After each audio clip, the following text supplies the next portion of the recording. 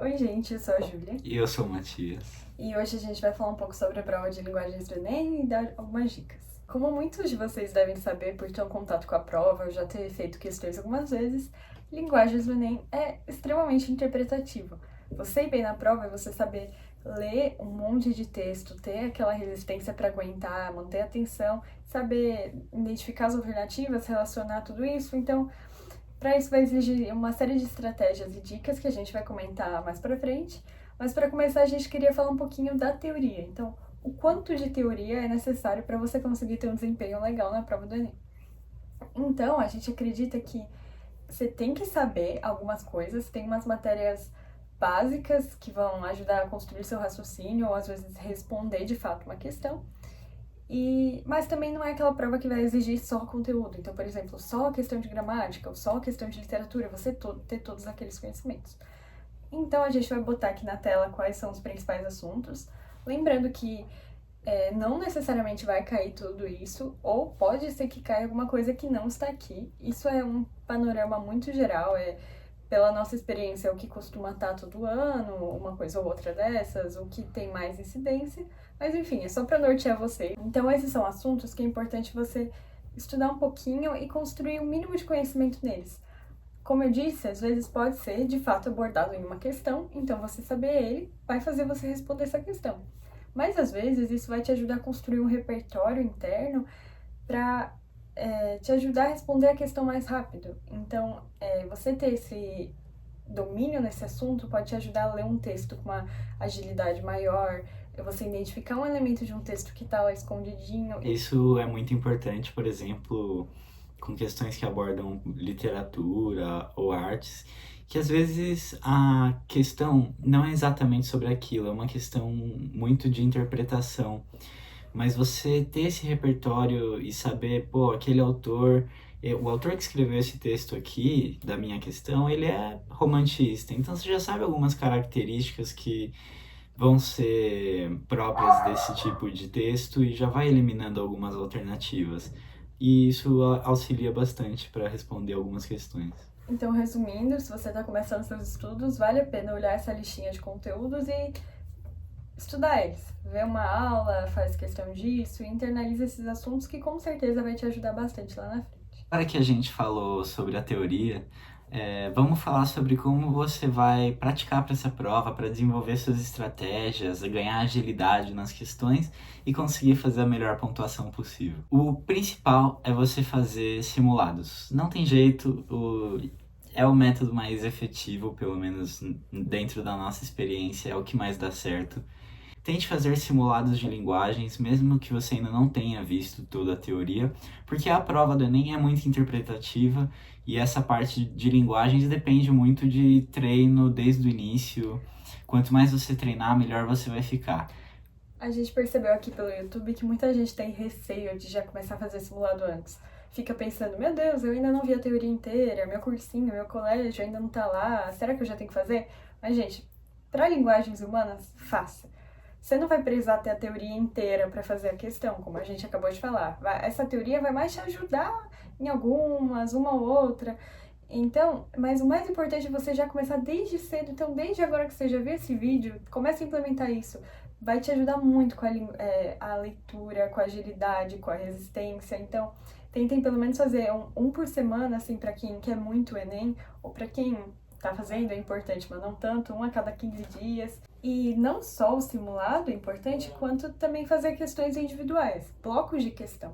Então, às vezes é legal você colocar na sua rotina, vamos supor, umas 2, 3 vezes por semana, você fazer determinada quantidade de questões para ter, dentro do seu dia a dia, essa leitura, essa prática. Então, vamos supor, você coloca que segunda, quarta e sexta, você vai fazer 20, 30 questões de linguagem. Então, você senta lá, separa uma determinada quantidade de tempo, que você também tem que treinar o tempo, então vou fazer em 30 minutos 30 questões de linguagem. Separa uma quantidadezinha assim.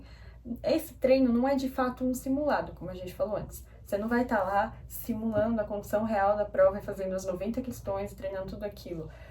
É mais para você ter um contato com leitura, ter um contato com a questão E isso aos pouquinhos vai internalizando isso muito forte em você. E outra coisa que é importante ressaltar, que não vale só para linguagens, mas para todas as áreas do Enem, é corrigir as questões. Então, se você fez o simulado ou o bloco de exercícios, não adianta só fazer. Você tem que ir ver o gabarito, corrigir e tentar entender seus erros, porque você está errando aquilo, ou se você realmente não sabe uma questão, ir atrás da resolução dela, ver no YouTube, ver na internet, entender por que você errou aquilo. Não deixe as questões para trás sem corrigir ou os erros para trás sem entender o porquê deles. Então, agora vamos entrar na parte de estratégia de provas mesmo. E, bom, a parte de linguagens do Enem, ela tem dois problemas que precisam ser combatidos: interpretação e cansaço.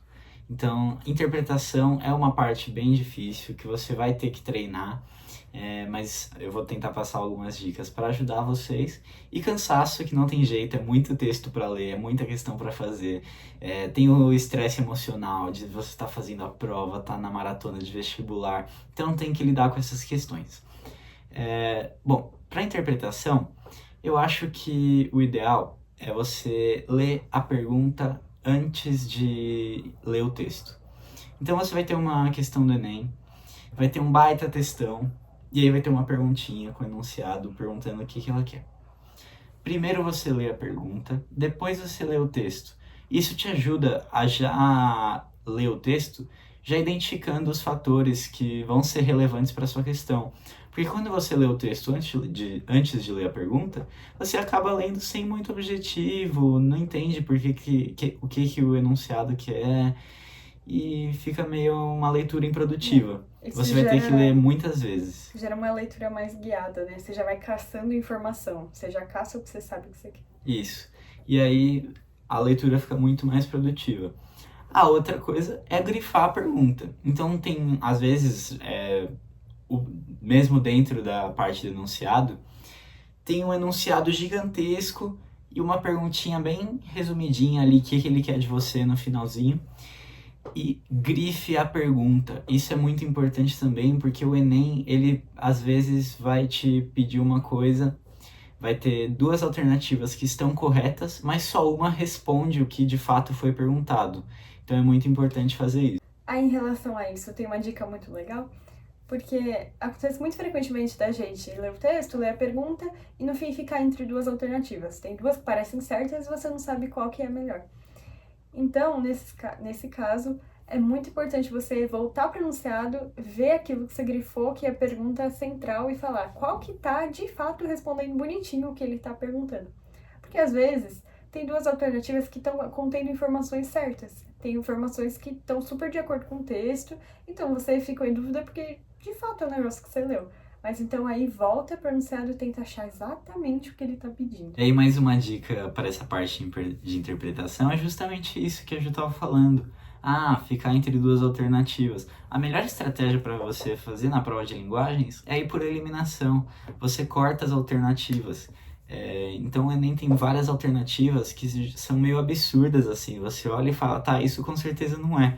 Vai por eliminação, busque alternativa, vai eliminando as erradas, não busca a alternativa certa, porque às vezes tem coisas que parecem certas, mas aí quando você lê as outras alternativas você fica, tem duas certas, e não é bem assim.